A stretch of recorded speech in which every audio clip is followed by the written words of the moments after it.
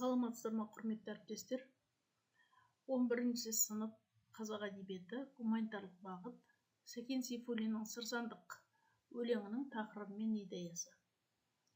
Оқу мақсаты 11-1-3-1. Көркем шығармадағы кейіпкерлер жүйесін жинақтау мен даралау арқылы өмір шындығын көрсету. Сабақтың мақсаты өлеңнің тақырыбы мен идеясын анықтайды. Өлеңде кейіпкерлер жүйесін, табиғат бейнесі, сырлас дос, ақынның көңіл-күйін жинақтап, даралап, өмір шындығымен байланыстырады. Өз ойларын талдау, дәлелдеу арқылы шығармашылықпен жеткізеді.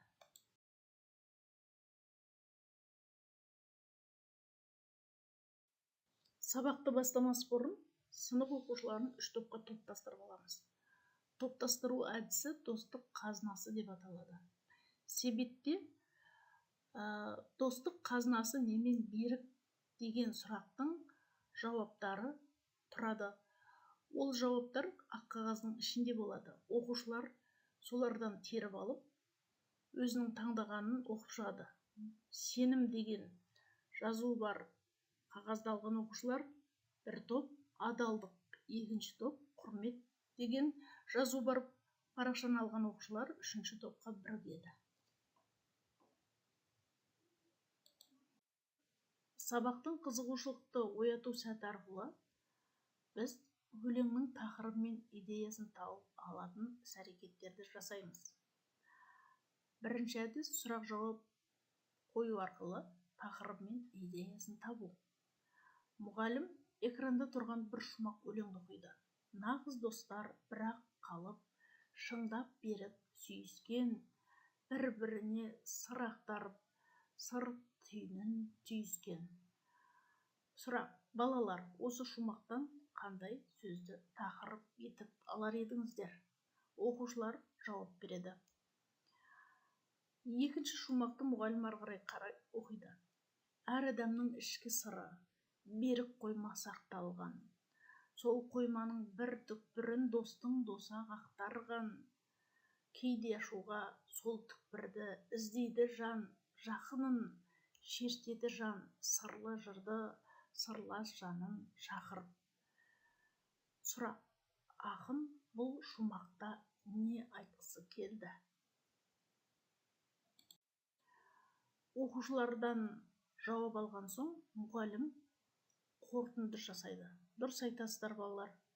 Яғни, ақын айтқысы келгені шын достық адам өміріндегі ең қымбат қазынасы. Адам жанын түсінетін адал сырлас болады дегенді айтқысы келді. Бұл өлеңнің идеясы. Ал тақырып етіп, өздеріңіз таңдаған достық тақырыбын таңдап алды. Бірінші тапсырма: топтық жұмыс жинақтау. Өлеңнен теріп жазыңыздар әдісі. Бірінші топқа тапсырма: ақын шын достықтың бойындағы қасиеттерді қандай символикалық сөздермен жинақтаған? Мысалы, асқар тау. Екінші топ: ақын қоймада ненің жасырылғанын қалай бейнелеген? Мысалы, ішкі сыр. Ары қарай жалғастырады. Үшінші топ: ақын шын достықтың сырын неге теңейді? Мысалы, табиғаттың асылына. Ары қарай балдар өздері жалғастырады. Топтық жұмыстың бағалау критерийі: өлеңнен шын достыққа қатысты символикалық бейнелерді таба алады. Ақын қолданған теңеулерді, бейнелі сөздерді дұрыс қолдап, топтап жазады. Ақынның ой түйінін дәл жеткізе алады. Дескрипторлар: бірінші топ үшін өлеңнен шын достыққа қатысты бейнелі сөздерді табады. Әр сөздің символикалық мағынасын түсіндіреді, өз ойымен толықтырып жазады. Екінші топ үшін ақын қоймада жасырылған дүниелерді анықтайды. Қойма символының астарлы мәнін ашады, оны адамның жан дүниесімен байланыстырады. Үшінші топ үшін өлеңнен сыр сандық ұғымын тауып алады, шын достықтың сырын неге теңегенін түсіндіреді, табиғат пен адамның ішкі жан дүниесін байланыстырады. Екінші тапсырма: жұптық жұмыс даралау.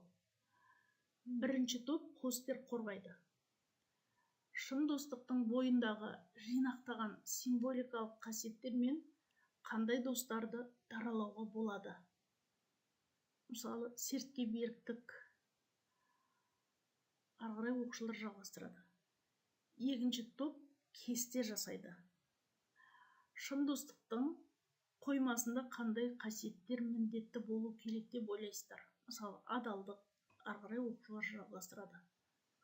Үшінші топ суретпен бейнелейді. Шын достықтың қандай табиғат құбылысымен ерекшеленіп көрсетесің? Шын достықты қандай табиғат құбылысымен ерекшелеп көрсетесіңдер? Мысалы, жарқыраған күн.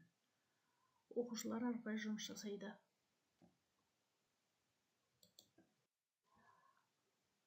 Екінші тапсырманың бағалау критерийлері: шын достыққа қатысты ойды креативті түрде жеткізе алады, символдық бейнелерді дұрыс қолдана алады. Үшінші, жұптық жұмыс барысында постерді мазмұнды әрі түсінікті қорғайды.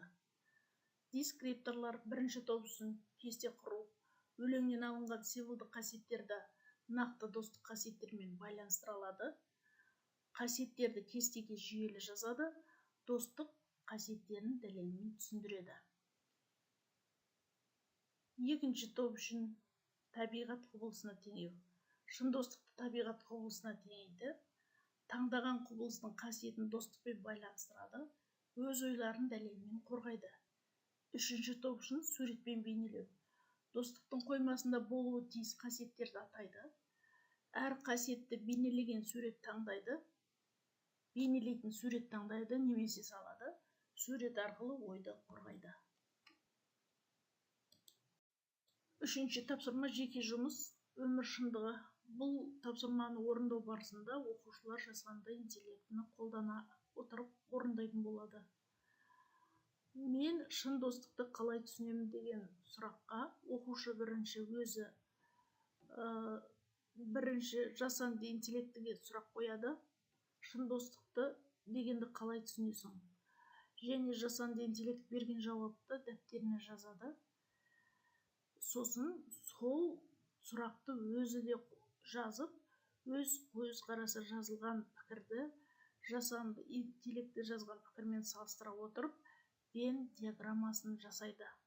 Сол жақ бөлігіне жасанды интеллект айтқан ойды жазады, оң жақ бөлігіне өз ойын жазып, ортақ жерге екеуінде кездесетін ұқсастықтарды жазып шығады.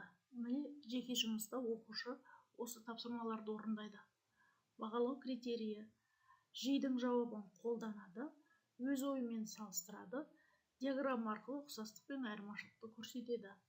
Дескриптор: жасанды интеллект айтқан 2-3 ойды дәптерге түсіреді, өз пікірінен 2-3 ойды жазады, Венн диаграммасын дұрыс толтырады, ұқсас тұстарын ортақ бөлікке енгізеді. Бұл тапсырмаларды орындау барысында оқушыларда салыстыру дағдысы дамиды. Венн диаграммасын орындау арқылы оқушылар талдау және жинақтау қабілетін арттырады.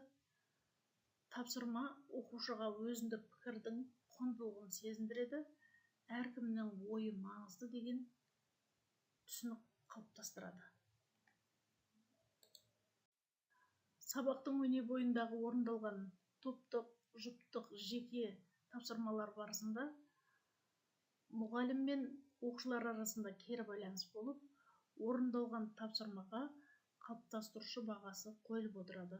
Сабақтың соңында рефлексия тыңдалып, оқушылардың сабақтан алған әсері, оқушылар сабақтан нені құнды етіп алды, оқушылар үшін не құнды болды, оқушылар үшін не қызық болды, және олар үшін не қиын болды.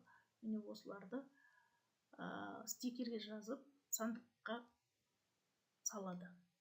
Үй тапсырмасы ретінде менің сыр сандығым тақырыбына коллаж немесе сурет салу тапсырмасы беріледі. Сау саламатта болыңыздар.